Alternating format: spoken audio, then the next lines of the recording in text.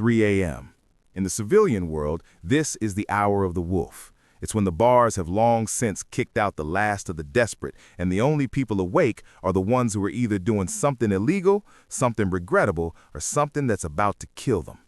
But in the basement of a level 1 trauma center, 3 a.m. is just the middle of the afternoon, only with worse lighting and more blood. You're sitting in the trauma lounge, a room that smells like a mix of stale bleach, industrial-grade floor wax, and the lingering scent of 1,000 microwaved burritos that were never actually finished. You haven't seen the sun in 22 hours. Your skin has taken on a translucent bluish hue under the flickering fluorescent tubes, and your eyes feel like someone took a handful of dry sand and rubbed it directly onto your corneas. This is the trauma stare. It's a permanent fixture of your face, right alongside the dark, bruised-looking bags under your eyes that suggest you haven't slept since the late Obama administration. You're currently staring at a coffee machine that is fighting for its life. The coffee it produces isn't actually coffee. It's a high-octane sludge that's 40% caffeine, 10% rust, and 50% pure, unadulterated spite. You drink it anyway. You need it because your brain is currently functioning on 45 minutes of power napping on a plastic-covered mattress that felt like a crime scene even before you laid down on it. The lounge is silent, save for the hum of the vending machine and the distant, rhythmic thump-thump of a helicopter landing on the roof. You don't even look up. In this job, you develop a sixth sense for the vibe of the ER. You can tell the difference between a minor incoming, maybe a drunk guy who fell off a bar stool, and a real trauma just by the way the paramedics' boots sound on the linoleum. Then it happens. The pager on your hip, a device that is essentially a leash tied to the gates of hell, starts its high-pitched digital scream. It's a sound that triggers an immediate cortisol spike so intense it could probably restart a stopped heart. You look down. Code black. ETA 4 minutes, multiple GSW to the chest and abdomen. Prepare for arrival. Your psycho face activates. It's not a choice, it's a reflex. You're already on your feet before the pager finishes its first cycle. Your body is moving on autopilot, fueled by decades of muscle memory and enough adrenaline to kill a mid-sized horse. You walk toward the trauma bay. This isn't the Grey's Anatomy version where everyone looks like a supermodel and shares a deep, meaningful glance before the commercial break. This is a factory, and the product we're fixing is broken humanity. You start the ritual. Blue nitrile gloves, double-gloved because you never know when the first pair will snag on a splintered rib. A yellow plastic gown that sticks to your sweaty scrubs like a second, cheaper skin. A face shield that's already slightly fogged from your own heavy breathing. You look like a cross between a hazmat worker and a deranged yellow Teletubby.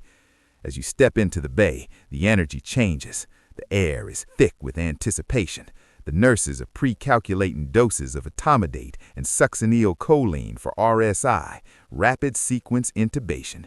That's medical speak for we're going to paralyze this person so we can jam a tube down their throat before they stop breathing entirely. The blood bank runner arrives with the first 4 units of O-negative. We call it the liquid gold. It's the universal donor blood, and at 3 a.m., it's the only thing standing between the patient and the abyss. The double doors burst open. The sound is like a gunshot. The paramedics come in hot, their boots sliding on the floor as they maneuver the gurney. The patient is a John Doe, mid-20s, covered in so much blood he looks like he was dipped in a vat of red paint. The paramedic is shouting over the chaos, the MSTIT report. Mechanism of injury, injuries sustained, signs and symptoms, treatment given. GSW to the left upper quadrant, exit wound near the spine, BP 70 over palpable, heart rate 140 and thready. We've got one IV wide open. You step in. This is the primary survey.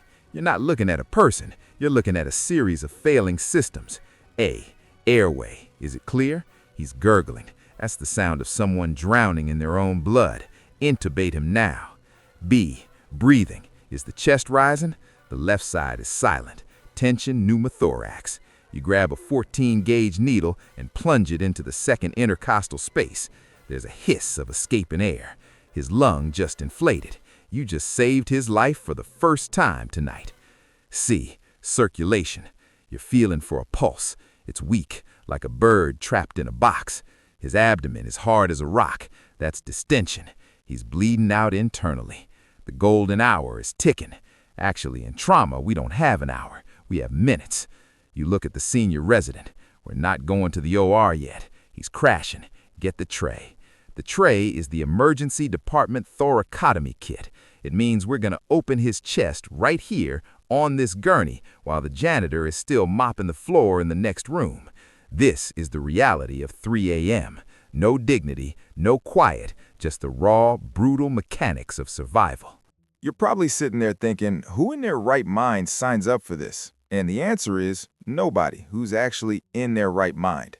To become a trauma surgeon in the United States, you have to be a specific brand of masochist. It starts in college, where you spend 4 years sacrificing your social life, your sanity, and your youth to maintain a 4.0 GPA.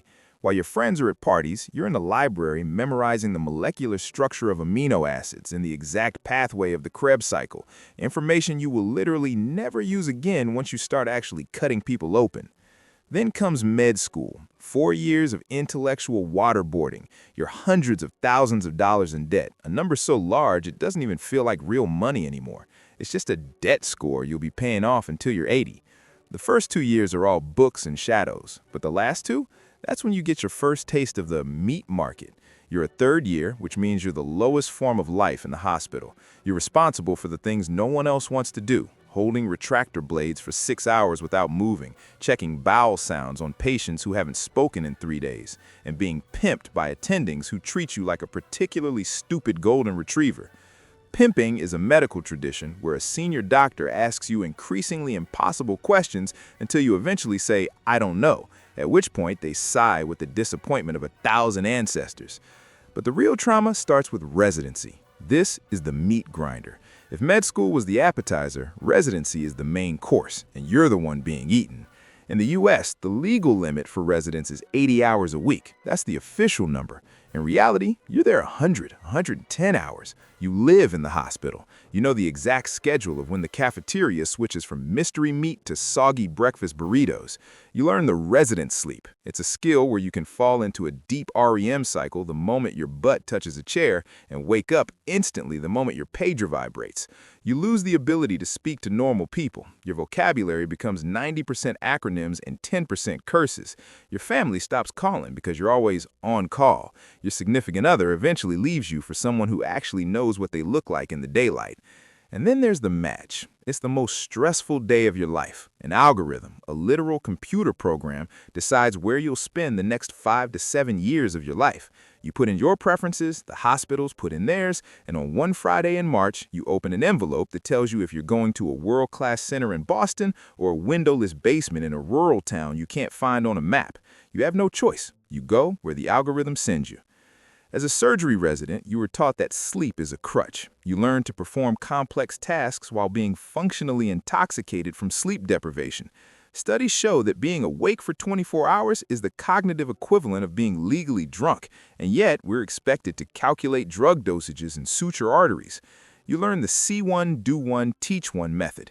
You see a senior resident do a chest tube once, you do the next one while they watch, and by the third one, you're the expert, teaching the new intern who looks like they're about to vomit. You become desensitized. You have to. If you felt the full weight of every tragedy that rolled through those doors, you'd be curled in a fetal ball in the supply closet within a week. You learn to view the human body as a machine, a very complex, very leaky machine. The heart is a pump, the arteries are pipes, the lungs are bellows. The brain? The brain is just the computer that's currently short-circuiting. You develop a sense of humor that would make a funeral director blush. You joke about the Gomer or the FLK, funny-looking kid. It's not because you're evil, it's because if you don't laugh at the absurdity of a man who accidentally sat on a mason jar at 2 a.m., the darkness will swallow you whole. By the time you finish your fellowship in trauma and critical care, you are a finely tuned instrument of survival. You've seen things that would give a horror movie director nightmares. You've held beating hearts in your hands. You've looked into the eyes of people who are dying and told them they're going to be okay, even when you knew they wouldn't make it past the elevators. You're exhausted, you're cynical, and you're probably on your third marriage. But when the pager goes off at 3 a.m., you're the only person on the planet who knows exactly what to do. You're a trauma surgeon. You're the janitor of the human condition. and business is always booming. The John Doe is crashing. The monitor is screaming, a long, flat E that signifies the heart has finally surrendered. His blood pressure is non-recordable. This is it, the death spiral. In most departments, this is where the Code Blue team arrives and starts chest compressions. But chest compressions don't work on a trauma patient who's empty. You can't pump a dry well. Scalpel, 10 blade, you bark. The room goes into hyperspeed. This is the clamshell thoracotomy. It's the most aggressive, most violent, and most spectacular procedure in all of medicine. You don't have time for a sterile prep. You splash a bottle of betadine over his chest. It looks like you're pouring orange soda on a car wreck, and you make the move. One long, deep incision from the left armpit across the chest all the way to the right armpit. You cut through skin, fat, and muscle. The smell of burning flesh fills the room as you use the bovie, the electrocautery tool, to try and smoke out the bleeding vessels. Finiquieto, give me the spreader. You jam a massive stainless steel hand-cranked device into the ribs and start turning. Crack, crack, crack. That's the sound of his ribs being forced apart. You're opening his chest like the hood of a broken-down Chevy. You reach in. The lungs are flapping like dying fish. You move them aside. There it is, the pericardium, the sac around the heart. It's bulging and blue. Cardiac tamponade. The heart is being strangled by its own blood. You snip the sac. A fountain of dark, pressurized blood sprays across your face shield. You don't even blink. Now you're holding the heart. It's cold. It's still. You start manual cardiac massage. You're squeezing the heart with your hands, trying to mimic the rhythm of life. 1, 2, squeeze. 1, 2, squeeze. You're calling out orders like a general in a losing battle. Massive transfusion protocol. Give me the level 1. I want 6 units of blood and 4 of FFP, fresh frozen plasma, in the next 5 minutes. Someone get me a cross clamp on the descending aorta.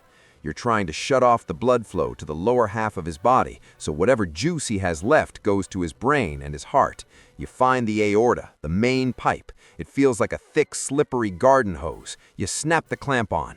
You feel the resistance change in the heart. It's getting fuller, more tone. Internal paddles, charged to 20. The nurse hands you 2 small metal spoons on wires. You place them directly onto the heart muscle. Clear. A muffled thump as the electricity surges through the organ. The body on the table jumps. The monitor shows a chaotic jumble of lines. Ventricular fibrillation. It's twitching. It's trying. Hit him again. Charge to 30. Clear. Another thump. You wait. The room goes silent. For 3 seconds, nobody breathes. And then, a flicker. A slow, rhythmic thump, thump under your fingers. The monitor catches it. A sinus bradycardia. It's slow, it's weak, but it's a rhythm. We have a pulse. Let's move. OR4 is ready. Let's go, let's go. You spend the next 6 hours in the operating room. You're playing find the leak in a room full of shadows. You're suturing a hole in the liver that looks like it was hit by a grenade. You're removing a shattered spleen. You're bypass grafting a shredded iliac artery. Your back is screaming. Your feet are numb. You're covered in a mixture of the patient's blood, saline, and your own sweat. But you don't stop. You can't stop. Finally, at 8:45 a.m., you're closing. You've used enough suture material to knit a sweater. The patient is stable, or at least trauma stable, which means he's not actively dying in the next 5 minutes. He's going to the ICU with an open abdomen. We didn't even have time to close his skin, just a plastic vac bag to keep things contained. You walk out of the OR. The morning sun is hitting the hospital windows, and it's blindingly bright. It feels like an insult. You strip off the bloody gown and the gloves. Your hands are shaking. The adrenaline hangover is setting in. You walk back to the lounge. The coffee machine is still humming its death song. You pour a fresh cup of battery acid. You look in the mirror. You see the psycho face. You see the dark circles. You see a person who has just spent the last 12 hours fighting a war against the inevitable and won for today. You take a sip of the coffee. It's terrible. It's perfect. Your pager vibrates. You look down. MVA. ETA 10 minutes. You don't sigh. You don't complain. You just put the coffee down, wipe the dried blood off your forehead, and head back to the bay. Because it's not 3 a.m. anymore. It's a new day. And in the code black, the graveyard shift never truly ends. Welcome to the job. Now, let's see if we can save the next one.